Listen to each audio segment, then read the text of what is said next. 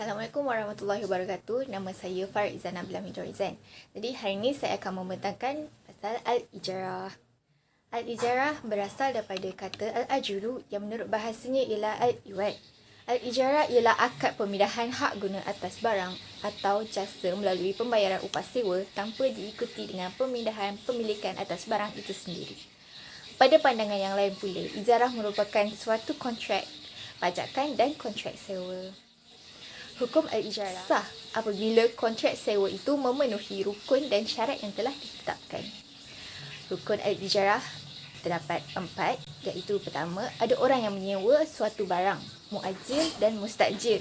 Yang kedua, ada ijab dan kabul antara penyewa dan yang menyewakan. Ketiga, ada sewa atau upah. Dan keempat, ada manfaat baik antara pihak yang menyewakan dan pihak penyewa. Syarat ijarah pertama, kedua pihak yang melakukan transaksi ijarah sudah dewasa ataupun balik dan berakal, iaitu tidak mabuk. Kedua, pihak yang melakukan transaksi memiliki kerelaan dan tidak didasarkan suatu paksaan dari pihak mana pun. Ketiga, barang yang menjadi objek transaksi harus jelas adanya. Penamatan al-ijarah pertama, terjadi cacat pada barang sewaan yang kejadian itu terjadi apabila tangan penyewa. Kedua, rosaknya barang yang disewakan seperti rumah menjadi runtuh dan sebagainya. Ketiga, rosaknya barang yang diupahkan kerana baju yang diupahkan untuk dijahitkan. Dan keempat, dipenuhi manfaat yang diakadkan berakhirnya masa yang telah ditentukan.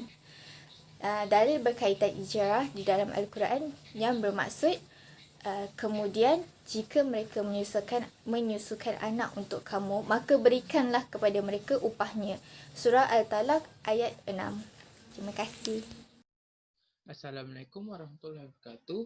Nama saya Muhammad Nashazul bin Mazhar daripada kelas DLM 5A dan saya akan sambung terangkan pasal pendapat ulama atau fatwa.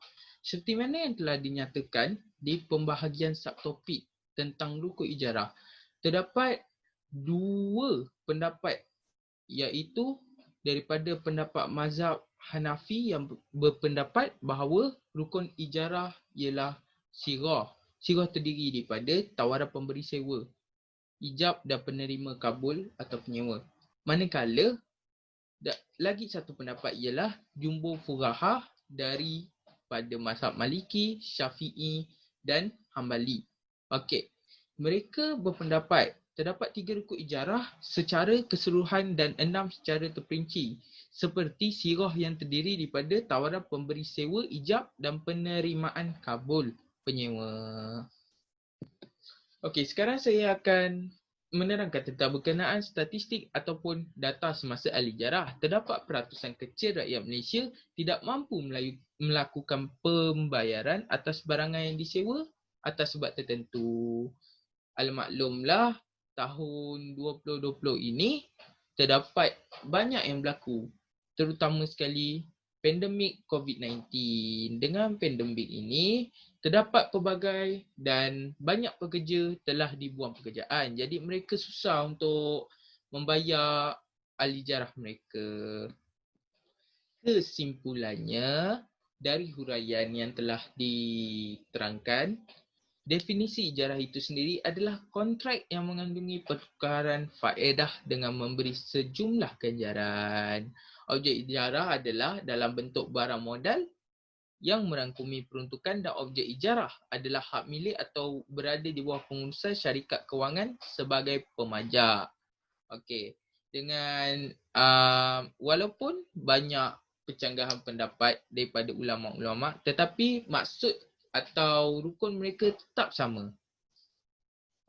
Sekian, itu saja untuk presentation kali ini tentang al-ijarah. Apa-apa rujukan boleh rujuk di report yang kami sudah sediakan.